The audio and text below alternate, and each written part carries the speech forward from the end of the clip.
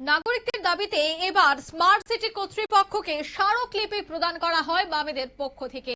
এদিন দেখা গেল যে জনস্বার্থ ইস্যুতে সিপিএম এর সরব উদ্যোগ পূর্ব আগরতলা সমস্যা সমাধানে দ্রুত পদক্ষেপের দাবি জানিয়ে তারা এদিন একটি স্মারকলিপি প্রদান করে আগরতলা স্মার্ট সিটি লিমিটেডের প্রধান কার্যনির্বাহী কর্মকর্তার নিকট।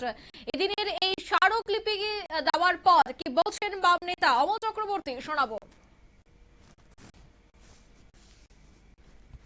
সিপিএম এর তরফে গেছিলাম আগরতলা স্মার্ট সিটির যে সিইও আছেন, আমরা সিইও সাহেবের কাছে গেছিলাম। আমাদের কথা শুনেছেন।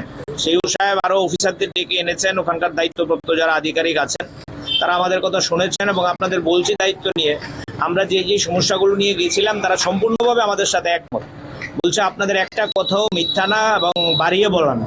আমরা এটা অনুভব করছি এই সমস্যাগুলো অবিলম্বে সমাধান করা, কিন্তু নানা কারণে আমরা সমাধান করতে পারছি না।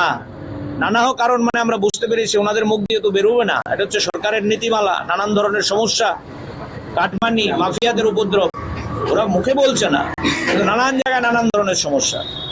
তা আমরা বলেছি এ তো আগরতলা স্মার্ট সিটি না, এখন তো এটা আনস্মার্ট সিটিতে পরিণত হয়েছে। আবেদন করেছি এই জায়গা থেকে মানুষকে মুক্তি দেওয়ার জন্য।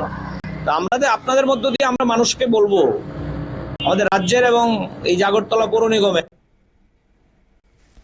আপনারা শুনলেন, অর্থাৎ বর্তমান স্মার্ট সিটি আনস্মার্ট হয়ে পড়েছে বলে অভিযোগ করলেন এদিন বাম নেতা অমল চক্রবর্তী, এবং এই বিষয়টা নিয়ে তিনি কথাও বলেছেন স্মার্ট সিটি লিমিটেডের আধিকারিকের সাথে। তবে তিনি জানাচ্ছেন যে বর্তমান পরিস্থিতি যেভাবে তৈরি হয়েছে তাতে নানা সমস্যার মুখে রয়েছে, আর যার জন্যই কিন্তু এই কাজ হচ্ছে না। তাই আজ তারা এই দাবিতেই স্মারকলিপি প্রদান করলেন। নিয়ে নিচ্ছি ছোট্ট একটি বিজ্ঞাপন বিরতির, সঙ্গে থাকুন।